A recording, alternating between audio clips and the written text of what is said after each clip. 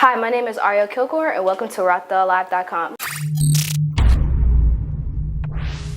Let's go ahead and get started with this show with our announcements for this week.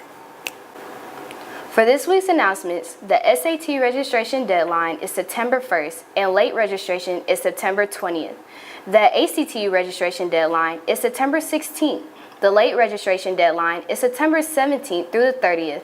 Seniors, don't forget that Katie Studios is coming to town for the 16th and the 17th of September to take senior pictures. The last day for your pictures to be in the yearbook is October 25th, so book now.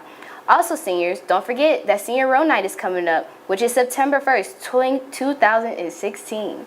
This is where you can purchase all your cores and get size for your cap and gowns. This year, each school will be using a different software for My Big Campus. The newest website is It's Learning, where you can find all your assignments for your teachers. Congratulations to Mr. Wright from Rockdale Career Academy and being the Teacher of the Year. Next, one of our reporters went out to Heritage High School to go film their Heritage Forest special needs football game. It's quite surprising. Let's go ahead and check it out. Heritage High School will host Heritage Forest. It's a special football game with teens with special needs. We have 7 on the field, so we play 7 on 7, and it's flag football. So once the flag's pulled, play ends. But we run, we throw, just like you would see in regular football. It's just for our students who, need a little extra help on the field. In 2006, one of our coaches at Union Grove, his name was Tony Lottie. He was the Wolverines football coach, and there was a volunteer. Special needs volunteer that used to help on the football team, and he wanted to play football. And so he came to me and said, we need to figure out a way for these guys to play football. In 2006, 10 years ago, we started a league, and it was Faith, Hope, and Love League, FHL. And we started with where we played each other, maroon versus white. And then it grew to where now we have 6 teams. We have 4 inside the county and 2 outside the county. Parents, teachers, and student athletes come out to help, and each year someone leaves with a different perspective.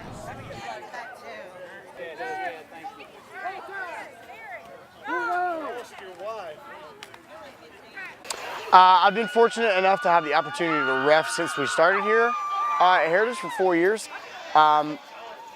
It's my job to help make sure that the kids have fun and that they are safe. That's my #1 goal. I don't care about the score. Part of my goal, or one of my goals for a referee, is to everyone leaves with a touchdown. After working in special ed for these 10 years, I've found that those positive experiences last longer than anything that you or I could imagine. It's amazing the turnout we have with people who just come out and help. As you see, we've got several of the football team out here. We got several other athletes out here. I know we got one of the softball players who come and help. It's just great social interaction for our kids and for other general ed students who just are just gracious enough to come and spend their time out here with us. It puts things in perspective. A lot of our student athletes that play out here go through so much in one day that we complain about, and they go through a tough time in a day that we may go through in a month. So it allows perspective for me to really appreciate life, what a blessing life is. And to see the smiles and the laughs of our student athletes means the world to me. And like I said, it provides a lot of perspective. This is Micah Mees from RockTheAlive.com. Thank you, Micah, for that wonderful story. Speaking of football, the Heritage Patriots played against Salem Seminoles at the Salem High School Stadium. Salem won it 14-13 with the touchdown pass at 59 seconds. Here's the game-winning team as they talk about their game win and their new coach success.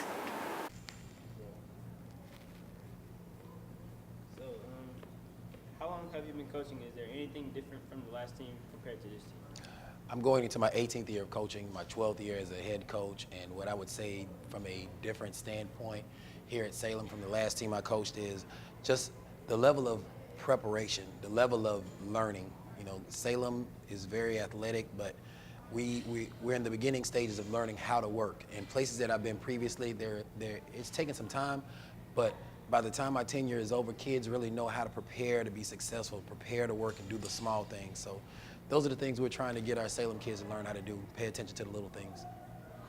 After the scrimmage last Friday, how do you think the team performed overall? Not very well. We've got a long ways to go. We made way too many mistakes, and we weren't intent on correcting those mistakes within the game the right way. And our attitude wasn't where we needed it to be as far as wanting to be competitive. I would say right now, we've got to work through a certain sense of expectation without earning it. And that's no knock against these kids because they're great kids. They just don't know any better. So it's incumbent upon me to teach them what's required of them to work to earn the right to be able to be a competitive football team. That's kind of where we are right now. Is there any player that stood out the most?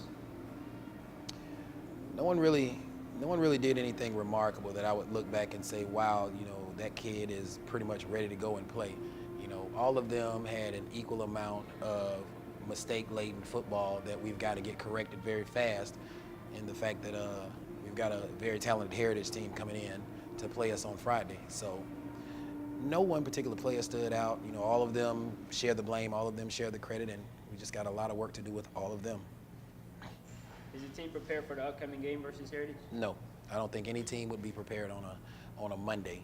But it is my hope that with today, tomorrow, Wednesday, a little cleaning up on Thursday, a little review on Friday, that by the time we take the field, we'll feel like we're as prepared as we could possibly be. Because I always tell my kids, Friday is simply a measurement of what you've learned Monday through Thursday. So you can't really get ready to play on Friday. You must already be ready to play. So hopefully by Friday I can answer that question a lot better. Let's take a break from Arielle Kilgore and let's get right into this week's weather. Right now, the weather looks pretty warm with a temperature of 92 degrees and patchy clouds. Luckily, this type of weather will continue as it looks to be pretty bright and sunny until we hit Thursday. That is when you will begin to see bad weather roll in with a 60% chance of thunderstorm. Unfortunately, this type of weather should last for 2 days going into the weekend. That should affect some of the high school games on Friday. As Saturday approaches, however, the rain should start to disappear and will get cool temperatures of 87 degrees Fahrenheit and clear sunny skies. That's it for the weather this week. Now back to you, Arielle Kilgore. Thank you, Raheem, for the weather report. Hopefully it stays sunny so we can watch the football game without any delays.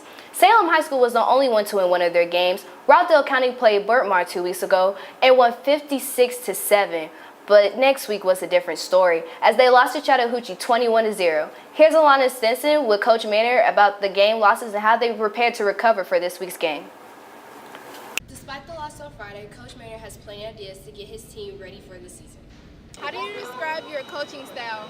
Okay. Coaching style, let's see. Dictatorship. What do you look for in all your players? Well, dedication, hard work, willing to go the extra mile for a teammate, sportsmanship,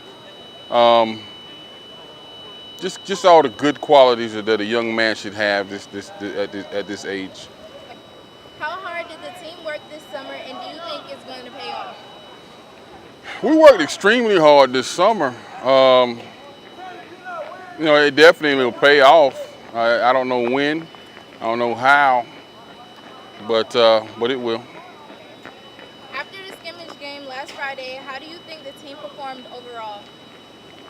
Overall, if I were to give us a grade where 100 was the highest grade, I'd probably give us a 75. We got a lot of things to work on, and you know, we graded out a C for that one. Hopefully we'll work our way up to a B and eventually get an A by the time region rolls around. What all do you think the team needs to work on? Everything. Is the team prepared for the upcoming game? Oh, tomorrow? Yes. Oh yeah, we're ready for tomorrow. But I mean, every week is a different battle. You know, we're ready for Burtmar. Well, we will be ready after today, and then Chattahoochee, we'll take that. You know, we'll gradually work our way up to being prepared for that. So each week is different. Thanks, Alana. Now let's go ahead and wrap up our football games this week. For the game of the week, Heritage versus Ola at Heritage High School at 7 o'clock. Caleb Pruitt, Heritage High School's quarterback, takes on Ola and their running back, Christopher Rodriguez. Before we get into our last story, we would like to congratulate RCA and Mr. White for being the National Sports Broadcasting Institute of the Year. Here's Cornelius Jeffries with the story. The Rockdale Career Academy Sports Broadcasting Institute has the honor of being recognized as an NFHS Network Elite School as one of the top 40 production programs in the nation. Make this program better and win all the awards that we won last year. Shooting different games and making new friends and stuff. This program. Students are able to get a chance to hone their skills as far as video broadcasts and create professional grade work. Using cameras and being more hands-on instead of sitting in the classroom. The program presents unique opportunities and produces professional level work. I can bring a good work ethic to this program, and I can work hard and show up on time and, bring a good mindset to the program. Most schools or half of schools maybe don't have this program, or students that might want to be and it might not have the chance to, and we're the best at what we do. This award classifies the Sports Broadcasting Institute as one of the best in the nation and provides a great honor to see their students' work being recognized. I feel honored because, most students might not have the opportunity to, and I really enjoy doing what I do. The most challenging thing I'm expecting this school year is the capstone project, because it's really the most important project of the year, and it's going to take most of the year to do. I think it's due in February. So the Sports Broadcasting Institute will look to keep up the good work and continue the tradition of excellence this program produces.